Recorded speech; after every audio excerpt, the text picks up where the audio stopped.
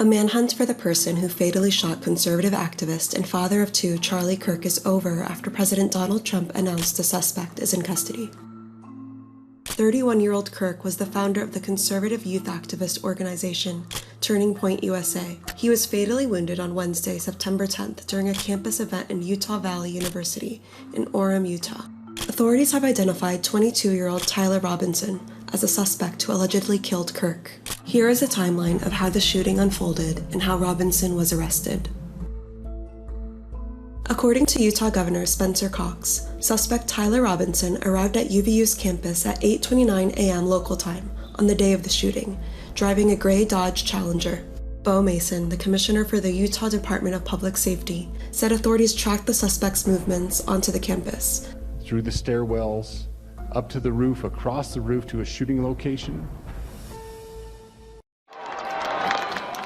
At 12:07 p.m., a crowd awaits Charlie Kirk at UVU, the first stop on Turning Point USA's The American Comeback Tour. Supporters start chanting Kirk's name ahead of his appearance. Around 12:09, Kirk makes his appearance and throws hats out into the crowd of about 3,000 people. All right, we're gonna get started, everybody. You know how it works. 12:11 p.m. Kirk begins speaking, opening debate and answering questions from individuals in the crowd. At 12:23 p.m., Kirk is hit with a single shot to the neck, appearing to come from an elevated position on a nearby rooftop. Video shows Kirk being carried by 6 men to an SUV, which transports him to Timpanogos Regional Hospital. According to authorities, immediately following the shooting, the subject moved to the other side of the building, jumped off of the building, and fled campus into a nearby neighborhood. At 12:52 p.m., UVU sent out an alert that police are investigating and that a suspect is in custody. The person of interest is released after questioning. At 2:22 p.m., the Orem Police Department said the shooting suspect was not in custody and is still at large.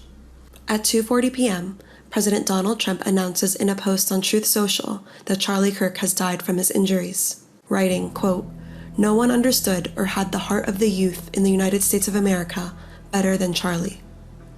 At 4 p.m., Utah Governor Spencer Cox clarifies during a press conference that there is a person of interest in custody who is being questioned. To whoever did this, we will find you. At 4:21 p.m., FBI Director Kash Patel writes in a post on X that the subject, quote, "for the horrific shooting today that took the life of Charlie Kirk, is in custody." Authorities later say the person of interest was not the shooting suspect and was released after questioning. At 7 a.m. on Thursday, September 11th, FBI Special Agent in Charge Robert Bowles announces during a press conference that authorities have recovered what is believed to be the weapon used in the shooting, a high-powered bolt-action rifle. At 9:56 a.m., authorities released images of the suspected shooter, asking for the public's help in identifying them. The FBI writes in a post on X that it is offering a reward of up to $100,000 for information leading to the identification and the arrest of the individual responsible for the murder of Charlie Kirk.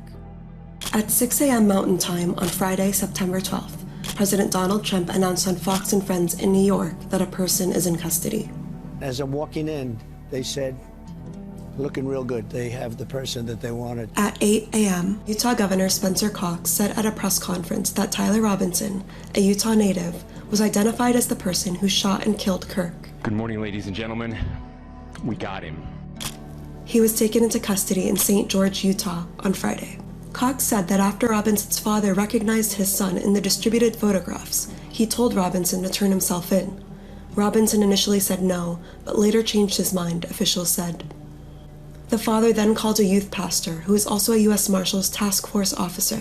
The officer advised the father to have Robinson stay in place. This information was then conveyed to the FBI. I'm grateful that at this moment we have an opportunity to bring closure to this very dark chapter in our nation's history.